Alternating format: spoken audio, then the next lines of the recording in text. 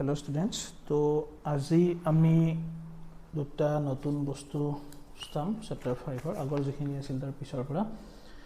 আৰু আমি কিছুমান ল কিছুমান চাম আমি তো এইখিনি বস্তু চোৱাৰ আগতে তোমালোকে আগৰ ভিডিঅ'ত যেটো মনো হাইব্ৰিড ক্ৰস আৰু ডাই হাইব্ৰিড ক্ৰস দিয়া আছিল ভিডিঅ' দুটা সেই ভিডিঅ' দুটা অলপ চাই লবা তো সেই দুটাৰ ওপৰত ডিপেন্ড কৰি আমি আজি কি চাম কিছুমান ল কিছুমান চাম মেন্ডেলৰ ইনহেৰিটেন্সৰ বা বংশগতিৰ কিছুমান সূত্ৰ কিছুমান পাম আৰু দুটা ফেনোমেনন পাম দুটা এক্সট্ৰা টপিক দুটা পাম ঠিক আছে তো প্ৰথমতে মই স্টাৰ্ট কৰিছো লজ অফ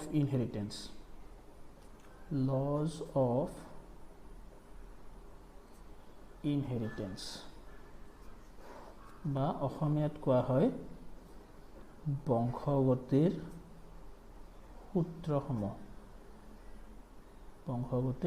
সূত্ৰসমূহ তো আমি ইয়াতে আজি কি চাম মেন্ডেলে যিবিলাক মনো হাইব্ৰিড ক্ৰস আৰু ডাই হাইব্ৰিড ক্ৰস যিবিলাক এটা জিনৰ বংশগতি দুটা জিনৰ বংশগতি পৰীক্ষা কৰিছিল তাৰ ওপৰত ডিপেন্ড কৰি কিছুমান কি দিছিল সূত্ৰ কিছুমান দিছিল আৰু সেই সূত্ৰবিলাকৰ কথা পাম ঠিক আছে depending upon or as a result found from mono hybrid cross and dihybrid cross Mendel postulated 3 laws of inheritance and we are going to discuss about these laws okay আমি প্ৰথমতে কি চাও আমি প্ৰথমতে চাও first law of inheritance বা বংশগতিৰ যেটো প্ৰথম সূত্ৰ ঠিক আছে মেন্ডেলে যেটো দিছিল বংশগতিৰ প্ৰথম সূত্ৰ আমি সেই প্ৰথম সূত্ৰটো চাম প্ৰথমতে তো এই যেটো মেন্ডেলৰ বংশগতিৰ প্ৰথম সূত্ৰ ইয়াক কি বুলি কোৱা হয় প্ৰভাৱিতাৰ সূত্ৰ বুলিও কোৱা হয় প্ৰভাৱিতাৰ সূত্ৰ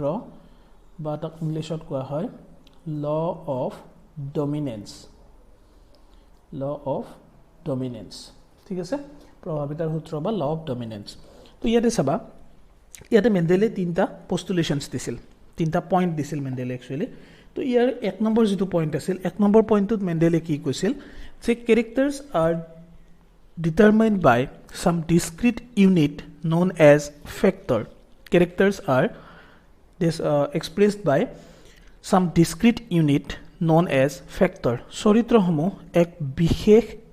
এককৰ দ্বাৰা নিয়ন্ত্ৰিত হয় যাক কি বোলা হয় কাৰক বোলা হয় তুসা ইয়াতে মেন্ডেলে একচুয়ালি কি কথা কৈছে যে আমি আগতে যি কথা কৈ আছিল যে ক্যাৰেক্টাৰ এটা এক্সপ্ৰেছ কৰাৰ কাৰণে আমাক কি লাগে কিছুমান জিন লাগে হয়নে চৰিত্ৰ এটা প্ৰকাশিত কৰাৰ কাৰণে কি লাগা হয় আমাক নিৰ্দিষ্ট একটা জিন লাগে এইখিনি কথা আমি জানো আমি আগতেও কৈছো যে ইচ এন্ড এভৰি ক্যাৰেক্টাৰ ইজ এক্সপ্ৰেসড বাই এ জিন প্ৰত্যেকটো চৰিত্ৰ কি হয় একোটা জিনৰ দ্বাৰা প্ৰকাশিত হয় এটা ইয়াতে চাবা মেন্ডেলে কি কৈছিল যে চৰিত্ৰবিলাক কিছুমান কাৰকৰ দ্বাৰা প্ৰকাশিত হয় ক্যাৰেক্টাৰ্স আৰ এক্সপ্ৰেসড বাই সাম ফ্যাক্টৰ তো ইয়াতে এই পইণ্টত ফ্যাক্টৰ বা কাৰক শব্দটো একচুয়ালি কি মিন কৰি আছে জিন মেন্ডেলে জাস্ট কি কৰা নাছিল এই জিন ওয়াৰ্ডটো ইউজ কৰা নাছিল মেন্ডেলে সেই ওয়াৰ্ডটো ঠাইত কি ইউজ কৰিছিল ফ্যাক্টৰ বুলি ওয়াৰ্ড এটা ইউজ কৰিছিল বা কাৰক বুলি শব্দ এটা ব্যৱহাৰ কৰিছিল নেক্সট আহা 2 নম্বৰ পইণ্টত মেন্ডেলে কি কৈছিল ফ্যাক্টৰস ৰিমেইন ইন পেয়াৰ কাৰকসমূহ সদায় জোৰ পাতি থাকে এটো কথা আমি আগতেই জানো যেতিয়া আমি এটা কিবা ক্যাৰেক্টাৰ লম সাপোজ মই ৰঙা ক্যাৰেক্টাৰটো লৈছো ৰেড এটো এটা ক্যাৰেক্টাৰ হয়নে মেন্ডেলৰ ফাৰ্স্ট পইণ্টে কি কৈছে যে এটো এক্সপ্ৰেছ কৰাৰ কাৰণে আমাক কি লাগিব কিবা এটা জিন লাগিব জিন বিলাক কেনেকুৱাকৈ থাকে capital R জোৰা পাতি আছে পেয়াৰ ফৰ্মেশনত আছে তো এই কথাটো কৈছিল মেন্ডেলে সেকেন্ড পইণ্টত থাৰ্ড পইণ্টত কৈছিল মেন্ডেলে যে in a homologous pair of factor in a heterozygous pair of factor one factor dominates the other এটা বিষমযুগ্মীয় কাৰকত এটা কাৰকে আনটো কাৰকক প্ৰভাৱিত কৰি ৰাখে তো heterozygous factor means like this one dominant gene and one recessive gene বিষমযুগ্মীয় কাৰক মানে কি এটা প্ৰভাৱী আৰু এটা অপ্ৰভাৱী দুটা যেটা বেলেগ বেলেগ হয় তেতিয়া আমি তা কি বুলি কও বিষমযুগ্মীয় কাৰক বুলি কও তো ইয়াতে মেন্ডেলে কৈছিল কি যে এনেকুৱা যদি জোৰা থাকে এনেকুৱা যদি এলিল থাকে যদি if we consider a heterozygous pair of factor where one factor becomes dominant and another becomes recessive যত এটা প্ৰভাৱী হ'ব এটা অপ্ৰভাৱী হ'ব তেতিয়া কি কৰিব যেটো ডমিনেন্ট ফ্যাক্টৰ থাকিব ডমিনেন্ট ফ্যাক্টৰ ডমিনেটস দি ৰেসেসিভ ফ্যাক্টৰ প্ৰভাৱী কাৰকটো কি কৰিব অপ্ৰভাৱী কাৰকটো দমন কৰি ৰাখিব সাপ্ৰেস কৰি ৰাখিব তো এইখিনি আছিল মেন্ডেলৰ প্ৰথম সূত্ৰ বা যেটো আমি কও প্ৰভাৱিতাৰ সূত্ৰ বা law of dominance which is known as first law of inheritance now come to the second law of inheritance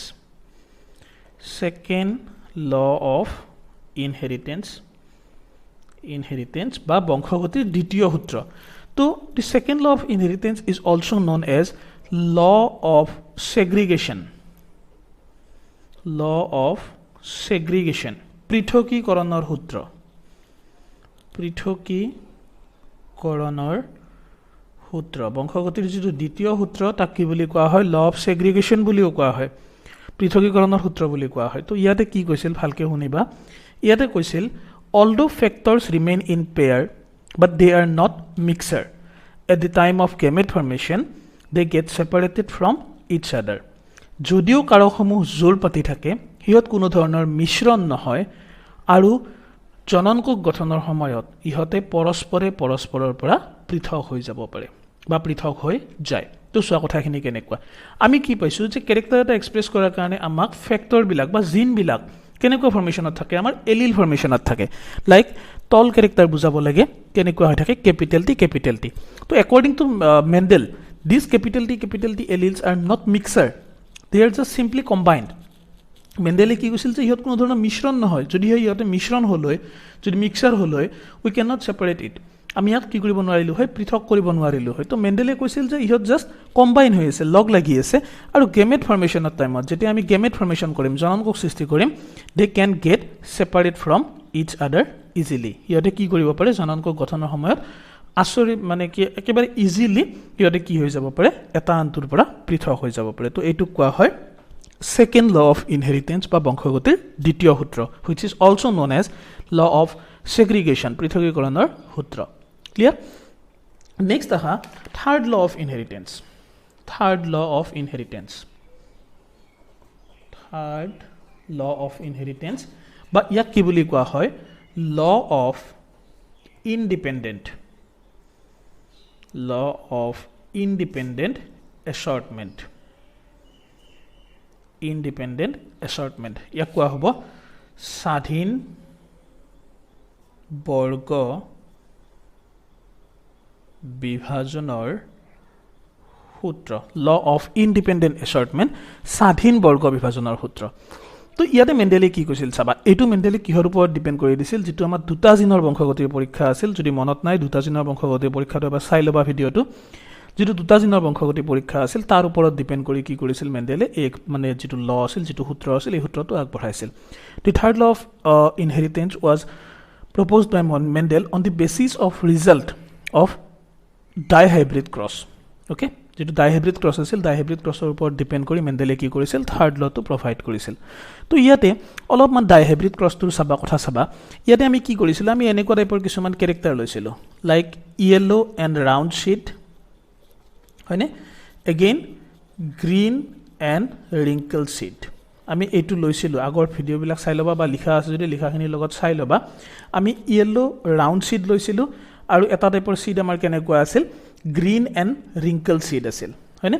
তো এতিয়া এই যিটো য়েল্ল' ৰাউণ্ড আৰু গ্ৰীণ ৰিংকল, ইয়াতে আমি কেইটা কেৰেক্টাৰৰ কথা কনচিডাৰ কৰি আছিলোঁ, আমি দুটা কেৰেক্টাৰৰ কথা কনচিডাৰ কৰি আছিলোঁ। আৰু here we are considering two pairs of character. The first pair of character is about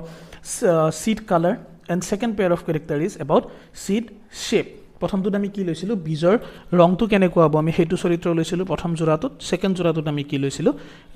round আৰু ৰিংকল, তাৰ শ্বেপ যিটো আকৃতিৰ ওপৰত নিৰ্ভৰ কৰি আমি চৰিত্ৰটো লৈছিলোঁ। তো according two third law of inheritance, when we consider two pair of character, segregation of one pair do not depends on the segregation of another pair. Segregation of one pair do not depend on the segregation of another pair. মেণ্ডেলে কি কৈছিল যে যেতিয়া দুইযোৰ চৰিত্ৰৰ কথা অধ্যয়ন কৰা হ'ব, এযোৰ চৰিত্ৰৰ পৃথকীকৰণ আনযোৰ চৰিত্ৰৰ ওপৰত নিৰ্ভৰশীল নহয়, এযোৰ চৰিত্ৰৰ পৃথকীকৰণ আনযোৰ চৰিত্ৰৰ ওপৰত নিৰ্ভৰশীল নহয়। That means from here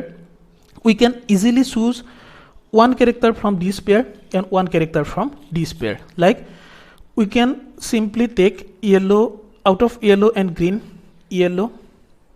and out of round and wrinkled. মানে চোৱা ইয়াতে য়েলোৰ লগত গ্ৰীণটো আহিবই, লগতে তুমি য়েলোৰ লগত ৰাউণ্ডটো আহিবই, তুমি য়েলোৰ লগত ৰিংকলটো ল'ব পাৰা। যিটো আমি F2 জেনেৰেশ্যনত প্লেণ্টবিলাক পাইছিলোঁ ডাইহাইব্ৰিড ক্ৰছত, তাত তোমালোকে চাবাচোন, তাত তোমালোকে এনেকুৱা টাইপৰ প্লেণ্ট কিছুমান পাইছা, য়েলো ৰাউণ্ড পাইছা কিছুমান, হয়নে, এগেইন য়েলো ৰিংকলড পাইছা, এগেইন গ্ৰীণ ৰাউণ্ড পাইছা, এগেইন গ্ৰীণ ৰিংকলড পাইছা। ক্লিয়াৰ তো ইয়াতে কথাটো কেনেকুৱা হৈছে যে ফাৰ্ষ্ট অপশ্যনৰ পৰা যিকোনো দুটা ল'ব দুটাৰ পৰা যিকোনো এটা সিলেক্ট কৰিব পাৰা আৰু সেকেন্ড অপশ্যনৰ পৰা তুমি ফ্ৰীলি যিকোনো এটা সিলেক্ট কৰিব পাৰা মানে ইনিশিয়ালি আমি যেটো পেৰেন্টছ প্ল্যান লৈছিলো পেৰেন্ট প্ল্যানৰ সিটবিলাক কেনেকুৱা আছিল ইয়েলো আছিল ৰাউন্ড আছিল দুইটা ক্যাৰেক্টাৰ ইয়াতে জয়েন্ট হৈ আছিল same as green and wrinkle হেউজিয়া আৰু খুতৰাটো কি হৈ আছিল হিহঁত দুটা জোৰা লাগি আছিল কিন্তু F2 জেনাৰেশ্যনত আমি কেনেকুৱা পাইছিলো যে ইয়েলো ক্যাৰেক্টাৰৰ লগত ৰিংকল ক্যাৰেক্টাৰো আহিছিল এটা ক্যাৰেক্টাৰ ইফালৰ পৰা এটা ক্যাৰেক্টাৰ ইফালৰ পৰা তো ইয়াৰ পৰা আমি সিম্পলি কি বুজি পাও যে আমি ইয়াতে দুটা পেয়াৰ ক্যাৰেক্টাৰ কনসিডাৰ কৰি আছো ফৰ এক্সাম্পল এইটো আমাৰ ফাৰ্ষ্ট পেয়াৰ ক্যাৰেক্টাৰ এইটো আমাৰ সেকেন্ড পেয়াৰ ক্যাৰেক্টাৰ তো তুমি ইজিলি কি কৰিব পাৰা ফাৰ্ষ্ট পেয়াৰৰ পৰা এটা সিলেক্ট কৰিলা সেকেন্ড পেয়াৰৰ পৰা এটা সিলেক্ট কৰিলা একদম ইজিলি একো প্ৰবলেম নাই ইয়াতে এটো কথাই কৈছে যে segregation of one character do not depends on the segregation of another pair মানে তুমি এনেকুৱা কথা কোৱা নাই তোমাক যে তুমি ইয়েলো কালাৰটো চুজ কৰিলা ইয়েলো কালাৰটো পালা তুমি F2 ইয়েলো কালাৰৰ লগত যে ৰাউন্ডটো বাউন্ড হৈ থাকিব হেতু একো কথা নাই হালধীয়া ৰং আহিলে যে বিজটো ঘুৰণি হ'ব লাগিব হেনেকুৱা কথা নাই তুমি হালধীয়া বা হেউজিয়াৰ পৰা কিবা এটা ক্যাৰেক্টাৰ পাব পাৰা ৰাউন্ড বা ৰিংকলৰ পৰা কিবা এটা ক্যাৰেক্টাৰ পাব পাৰা আৰু সেই কাৰণে আমি ইয়েলোৰ লগত কি পাইছো ৰিংকল ক্যাৰেক্টাৰ পাইছো ইয়াতে চোৱা ইয়েলো ৰিংকল আমি ইনিশিয়ালি লৈছিলো জানো yellow wrinkle seed parent generation প্ৰত্যেকজনত আমি ইয়েলো ৰিংকল হালধীয়া হতৰা বীজ আমি লৈছিলো জানো লোৱা নাছিলো কিন্তু তাৰ পিছত আমি F2 জেনাৰেশ্যন হেনেকুৱা ক্যাৰেক্টাৰ বিলাক আমি পাইছিলো তো সিম্পলি কথাটো এনেকুৱা চাবা সাপোজ তোমালোক দুটা অপচন দিয়া আছে তোমালোক এটা বাসনত থোৱা আছে suppose rice and pulao okay আৰু এটাত মই থৈছো ইয়াতে সাপোজ চিকেন আছে ইয়াতে সাপোজ মটন আছে তো ইয়াতে মই দুটা টাইপৰ আইটেম লৈছো এটা টাইপৰ প্ৰথম আইটেম লৈছো মই ভাত আৰু পোলাওটো সেম টাইপৰ আইটেম এগেইন সেকেন্ড অপচনটো মিট অপচন মাংসৰ অপচন আছে এটাত আছে চিকেন এটাত আছে মটন হয় তো তুমি ইজিলি কি কৰিব পাৰা তুমি ইজিলি ৰাইস বা পোলাওৰ পৰা তুমি এটা সিলেক্ট কৰিব পাৰা তুমি ৰাইস সিলেক্ট কৰিলা সাপোজ একো প্ৰবলেম নাই তুমি ৰাইস আৰু পোলাওৰ পৰা ৰাইস সিলেক্ট কৰিলা চিকেন আৰু মটনৰ পৰা তুমি মটন ল'ব পাৰা একো প্ৰবলেম নাই বা এনেকুৱা কন্ডিশনো কৰিব পাৰা যে তুমি পোলাও ললা পোলাওৰ লগতো তুমি কি ল'ব পাৰা মটন ল'ব পাৰা তো ইয়াতে এই এটা ক্যাৰেক্টাৰ প্ৰথম ক্যাৰেক্টাৰটোৰ পৰা তুমি কোনটো চুজ কৰিছা হেতুৰ ওপৰত সেকেন্ড ক্যাৰেক্টাৰৰ চুজটো ডিপেন্ড নকৰে তুমি প্ৰথম চৰিত্ৰবিলাকৰ পৰা কোনটো সিলেক্ট কৰিছা হেতু সেকেন্ড মানে ক্যাৰেক্টাৰ বিলাকৰ ওপৰত ডিপেন্ড নকৰে তো এইটো আছিল তোমাৰ থাৰ্ড ল অফ ইনহেৰিটেন্স বা যেটো কি বুলি কোৱা হয় law of independent assortment because here assortment can be done independently ইয়াতে কি বুলি কোৱা আছে স্বাধীন বৰ্গ বিভাজনৰ সূত্ৰ কিয় কাৰণ চৰিত্ৰবিলাক স্বাধীনভাৱে বিভাজিত হ'ব পাৰে তাত চৰিত্ৰবিলাকত কোনো ধৰা বান্ধা কথা নাই তো এইখিনি আছিল তোমালোকৰ বংশগতিৰ সূত্ৰ এইকেইটা এটো আছিল ফাৰ্ষ্ট ল সেকেন্ড ল আৰু তোমাৰ এইটো আহিল আমাৰ থাৰ্ড ল ক্লিয়াৰ তো এইখিনি পৰা তোমালোকৰ হোমৱৰ্ক কি হ'ব মই যিখিনি কথা ক'লো সেইখিনি কথাৰ পৰা ধুনিয়াকে শুনি তোমালোকে ফাৰ্ষ্ট ল সেকেন্ড ল আৰু থাৰ্ড ল এই তিনিটা লিখি মোক দেখাবা ঠিক আছে তো এইখিনি গ'ল তোমাৰ ল বিলাকৰ কথা নেক্সট আমি এটা টপিক চাম যেটো তোমাৰ একচুয়ালি এটা টপিক নহয় এটা আমি ফেনোমেনন চাম এটা পৰিঘটনা চাম এটা নহয় দুটা একচুয়ালি তো ইয়াৰে প্ৰথম যেটো পৰিঘটনাটো কোৱা হয় ইনকমপ্লিট ডমিনেন্স বা অসমীয়াত তাক কোৱা হ'ব অসম্পূৰ্ণ প্ৰবলতা তো কি বস্তু চাবা incomplete dominance is a phenomenon where the dominant gene cannot dominate the recessive gene as a result the heterozygous allele produces an intermediate character অসম্পূৰ্ণ প্ৰবলতা এটা পৰিঘটনা য'ত প্ৰভাৱী জিনটো সম্পূৰ্ণৰূপে প্ৰভাৱী নহয় ফলস্বৰূপে বিষমযুগ্মীয় এলিল সমূহে এক মধ্যৱৰ্তী চৰিত্ৰ প্ৰকাশ কৰে চাবা কি কৈছে ইয়াতে নৰ্মেলি আমি যেতিয়া এনেকুৱা কন্ডিশন এটা লও সাপোজ আমি ক্যাপিটাল টি ইন্ডিকেট কৰি আছো আমি কি ক্যাৰেক্টাৰ বুলি কম তল বুলি কম ওখা বুলি কম স্মল টি বুলি কৈছো আমি কি ক্যাৰেক্টাৰ বুলি কম সাপৰ বুলি কম শৰ্ট বুলি কম হয়নে সেম এজ যদি আমি capital T small tea character পাও তেতিয়া আমি কি বুলি কৈ আছিলো তল বুলি কৈ আছিলো why because here a dominant capital G is present কাৰণ ইয়াৰ এটা প্ৰভাৱী ক্যাপিটাল টি জিন আছে এটা ইমাজিন কৰা এই যদি ডমিনেন্ট জিনটোৰ ক্যাপাসিটি না থাকে টু ডমিনেট দি ৰিসেসিভ জিন এই যদি প্ৰভাৱী জিনটোৰ ক্ষমতাই না থাকে ই অপ্ৰভাৱী জিনটোক তোমাৰ দমন কৰি ৰাখিব তেতিয়া হলে ক্যাৰেক্টাৰটো কেনেকুৱা হ'ব ভাবিছাচোন ইয়াৰ কমপ্লিটলি মানে ক্যাপাসিটি নাই ইয়াক ডমিনেট কৰা তো আলটিমেটলি ইয়াৰো অলপমান ক্যাৰেক্টাৰ এক্সপ্ৰেছ হ'ব 50% and 50% of recessive character will express as a result the plant become medium height medium height গছডাল কেনেকুৱা হৈ যাব মধ্যৱৰ্তী চৰিত্ৰ বিশিষ্ট হৈ যাব ক্লিয়াৰ এতিয়া এই কথাখিনি কিন্তু সদায় যে হ'ব বা সব অৰ্গেনিজমতে হ'ব হেনেকুৱা কথা নহয় পাৰ্টিকুলাৰ কিছুমান অৰ্গেনিজমহে কি দেখাব অসম্পূৰ্ণ প্ৰবলতা দেখাব some particular organisms only shows incomplete dominance for example গধূলি গোপাল ইংলিছত কোৱা হয় 4 o'clock flower গধূলি গোপাল ফুলটো চাগে সবে চিনি পোৱা বা বহুতে চিনি পোৱা চাগে ঘৰতো আছে বহুতৰে মই এটা সাইন্টিফিক নেমটো লিখি দিছো গুগলত ধুনিয়াকৈ সাৰ্চ কৰি চাই ল'ব পাৰিবা ফটোখিনি কেনেকুৱা গছ মিৰাবিলিছ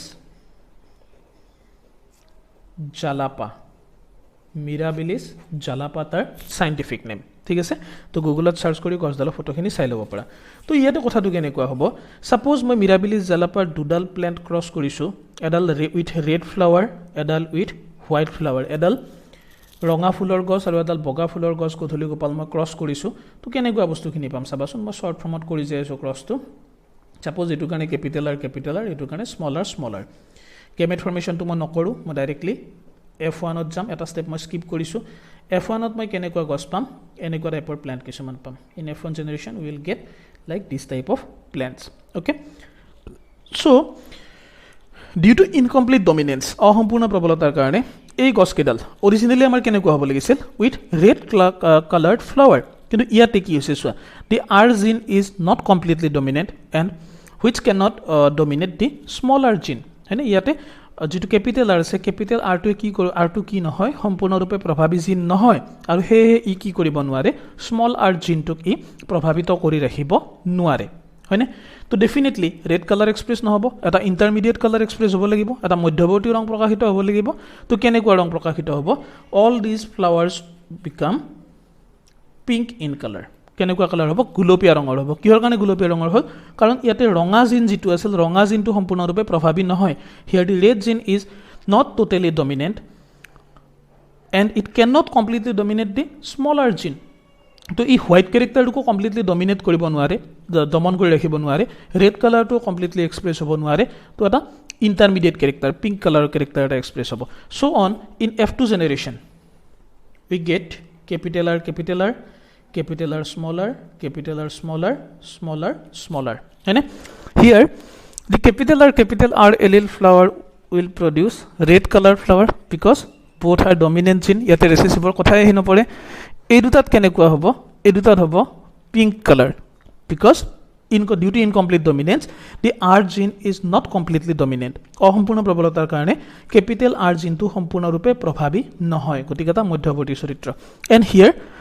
white color flower will produce কিহৰ কাৰণে কাৰণ ইয়াতে দুইটা ডমিনেন্ট জিন আছে হয়নে তো ইখিনি বস্তু আছিল তোমাৰ about incomplete dominance এতিয়া মই বাৰে বাৰে কৈছো কথাখিনি চাবা এই incomplete dominance খিনি কেৱল কিছুমান উদ্ভিদৰ ক্ষেত্ৰত বা কিছুমান জীৱৰ ক্ষেত্ৰতে দেখা পোৱা যায় হল this incomplete dominance will occur only in some selected plants or some selected animals not for all এটা তোমালোকক যদি মনো হাইব্ৰিড ক্ৰস কৰিব দিয়া যায় যদি এটা জিনৰ বংশগতি হেতু কৰিব দিয়া যায় তোমালোকে তাতে আৰু ক্যাপিটাল টি স্মল টি থাকিলে মধ্যৱৰ্তী চৰিত্ৰ লিখিব নোৱাৰা তাতে এটো তলে হ'ব তাতে এটো নৰমাল থাকিব কিন্তু যদি তোমালোকক কোৱা হয় যে ক্ৰসটো কিহত কৰিব দিয়া হৈছে in 4 o'clock flower or you are asked to perform the cross through incomplete dominance যদি তোমালোক অসম্পূৰ্ণ প্ৰবলতাৰ মাজেৰে তোমালোকক যদি ক্ৰসটো কৰিব দিয়া হয় তেতিয়াহে তোমালোকে এই ইন্টাৰমিডিয়েট ক্যাৰেক্টাৰ বিলাক দেখা পাবা ক্লিয়াৰ তো এই যেটো ক্ৰস মই এখিনি কৰিয়ে দিলো এই ক্ৰসটো তোমালোকে মাজৰ যিবিলাক স্টেপ আছে মাজৰ স্টেপ বিলাক ভালকে কৰি মোক দেখাবা মানে কমপ্লিট ক্ৰসটো কৰিবা এটা ৰেড কালাৰৰ প্লান্ট এটা হোৱাইট কালাৰৰ plant means red colour flower and white colour flower definitely তো তোমালোকে এই ক্ৰসটো কৰিবা কৰি মোক দেখাবা এইটো পিংক হ'ব কিহৰ কাৰণে পিংক হ'ব due to incomplete dominance okay আৰু এবাৰ কৈছো in incomplete dominance the dominant gene cannot completely dominate the recessive gene as a result the heterozygous allele produces an intermediate character অসম্পূৰ্ণ প্ৰবলতাত কি হয় প্ৰভাৱী জিনটো সম্পূৰ্ণৰূপে প্ৰভাৱী হ'ব নোৱাৰে যাৰ কাৰণে হি কি কৰে এটা মধ্যৱৰ্তী চৰিত্ৰ প্ৰকাশিত কৰে কেনেকুৱা কন্ডিশন বিলাকত বিষম যুগ্মীয় কাৰক বিলাকত ইয়াতে চোৱা heterozygous allele which of these are heterozygous allele these and these এই দুটা ইয়াতে কি বিষম যুগ্মীয় কাৰক এই দুটাটো সমযুগ্মীয় কাৰক তো এই দুটাত একো প্ৰবলেম নাই এই দুটাত নরমালি থাকিব ইয়াতে দুটা ডমিনেন্ট জিন আছে definitely dominant character will express. Here both the alleles are recessive, definitely recessive character will express. But in this case, one dominant and one recessive alleles are there. ইয়াত কি আছে এটা প্ৰভাৱী কাৰক আছে এটা অপ্ৰভাৱী কাৰক আছে তো ইয়াতে যেটো ডমিনেন্ট ক্যাৰেক্টাৰ আছে dominant character cannot dominate the recessive character completely so কেনেকুৱা কালাৰ এটা আহিব ইন্টাৰমিডিয়েট কালাৰ এটা আহিব তো ইখিনি আছিল তোমালোকৰ about incomplete dominance তো তিনটা বস্তু পালো ইয়াতে চাৰিটা বস্তু পালো ইয়াতে first law of inheritance second law of inheritance third law of inheritance and incomplete dominance তো এইটো ভিডিওত এইখিনি কথাই থাকিল যিখিনি হোমৱৰ্ক দিছিল এইখিনি কমপ্লিট কৰিবা নেক্সট ভিডিওটোত মই আৰু এটা এনেকুৱা ফেনোমেনন এটা কম ইনকমপ্লিট ডমিনেন্স এটো কলো নেক্সট ভিডিওত আমি কিহৰ কথা ডিসকাস কৰিম about কোডমিনেন্স সহপ্ৰবলতা হেতু মই নেক্সট ভিডিওত দি দিম ঠিক আছে থ্যাংক ইউ